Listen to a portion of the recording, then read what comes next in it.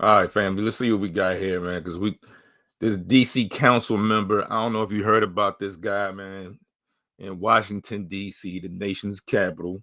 You know what I'm saying? Everybody thought he was just cool, mild-mounted cat, but it seems as though he's been in something crazy.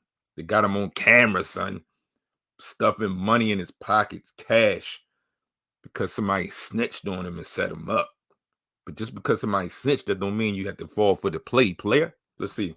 DC Councilmember Trayon White has made his first public comment since he was indicted for allegedly taking bribes related to contracts for violence interruption. The Ward 8 council member posted. Now, violence interruption, it's not like an act because it make it sound like it's something that happened. Violence interruption is a program this guy has for Southeast DC. And if you don't know about Southeast DC, it's out of control when it comes to crime. Sometimes something almost happening every other day. You know what I'm saying?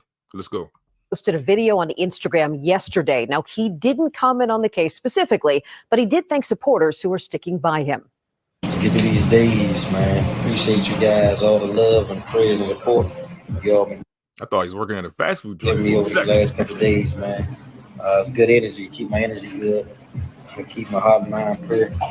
You know, just kind of figure this thing out, man. Appreciate y'all. Love y'all, man. Trayon White is still the Democratic nominee for Ward 8 for the Ward 8 council seat, but some.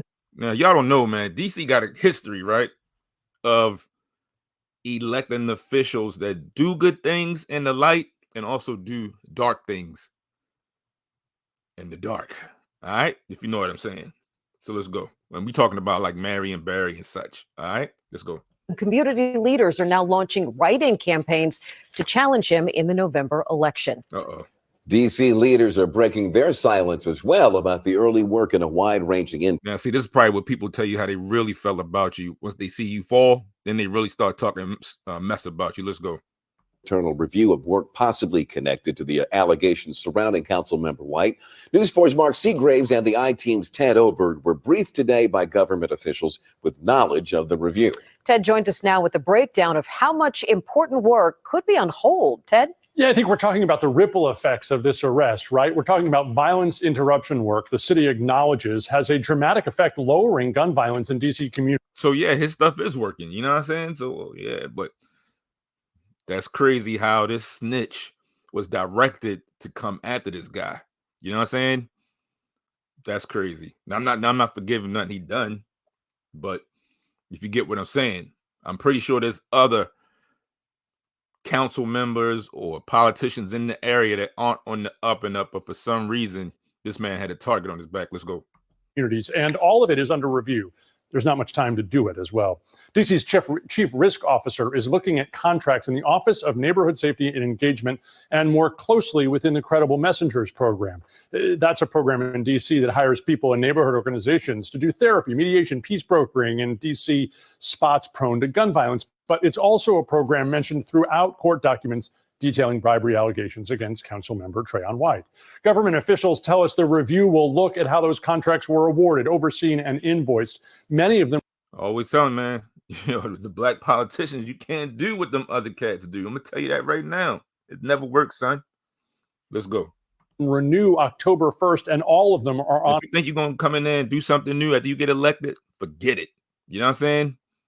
Because some of the white cats, they don't, you notice they never hardly get charged with this type of stuff. They get charged with the big boy stuff, espionage and crazy stuff like that. You know what I'm saying? Hold. So decisions have to be made quickly about whether they'll be renewed or not. In an off-camera briefing with two DC government leaders this afternoon, they said they weren't aware of any subpoenas issued to DC employees or agencies by federal prosecutors, but said the city does have a way of getting them documents without a subpoena.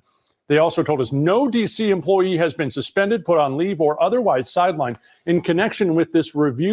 See, this is when you need peoples around you that can warn you, that can buffer you from this. You know what I'm saying?